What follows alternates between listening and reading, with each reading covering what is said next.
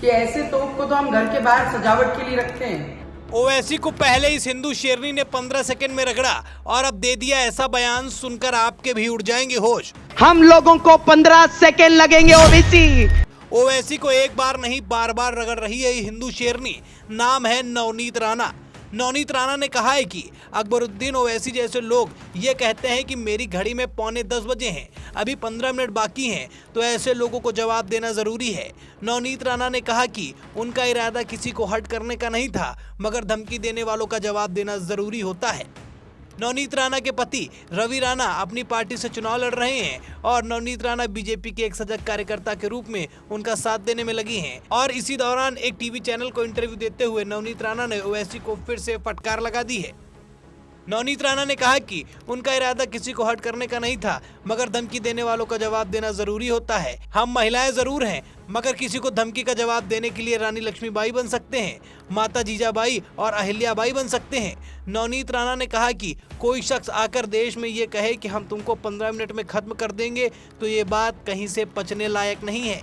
ऐसे लोगों को जवाब देना बेहद जरूरी हो जाता है। ओवैसी और नवनीत की तीखी नोकझोंक इस समय राजनीतिक हलचल का कारण बनी हुई है, लेकिन नवनीत ने जैसे भरे मन से छोटे ओवैसी को रगड़ा, उसके बाद मामला बड़ा संगीन हो गया है। ये पहली बार नहीं है कि जब ओवैसी और नवनीत की ये नोकझोंक दिखी है। इससे पहले भी नवनीत कई बार ओवैसी भाइयों को ललकार और फटकार चुकी हैं। बड़े ने ओवैसी ने कहा कल एक मंच पे बहुत उत्साह के साथ, हेट्रेड स्पीच के साथ, कि मैंने छोटे को दबा के रखा और हमारा छोटा तोप है।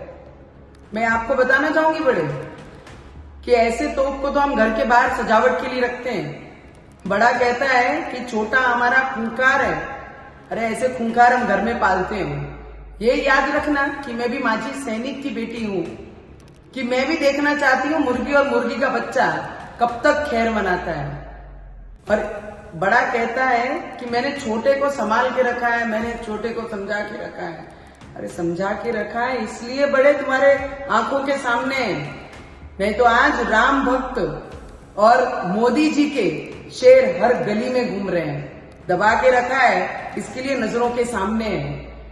इतना ही मैं कहूंगी और मैं भी देखती हूँ, बहुत जल्द मैं हैदराबाद आती हूँ, मैं देखती हूँ मुझे कौन रोकता है। नवनीत ने महाराष्ट्र चुनाव को लेकर भी तीखी प्रतिक्रिया दी और कहा कि महायुति गठबंधन की ओर से बीजेपी के नेता देवेंद्र फडणवीस मुख्यमंत्री बने।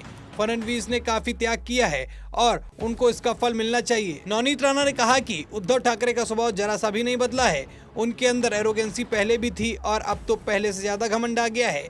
बाला साहेब ठाकरे ने कहा था कि अगर मुझे कांग्रेस के सिद्धांतों पर चलना पड़ा तो मैं अपनी राजनीति की दुकान को बंद करना पसंद करूंगा। इस तरह की उनकी दुकान आने वाले वक्त में बंद हो जाएगी।